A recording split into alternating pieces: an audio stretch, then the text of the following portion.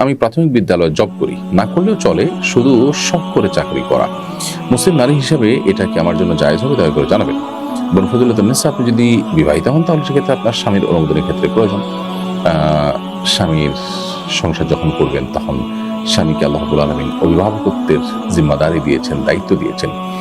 একটা দাম্পত্য জীবনে সুখ শান্তির জন্য একে অন্যকে সমীহ করা, শ্রদ্ধা করা, স্নেহ করা, ভালোবাসা, এটা যেমন গুরুত্বপূর্ণ, ঠিক তেমনি ভাবে একজনকে অভিভাবক হিসাবে মানাটা এটা প্রয়োজনীয়।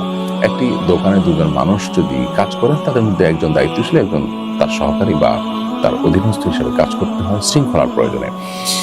এই প্রয়োজনটা আমরা অনেকে আজকাল বোঝার চেষ্টা করি না।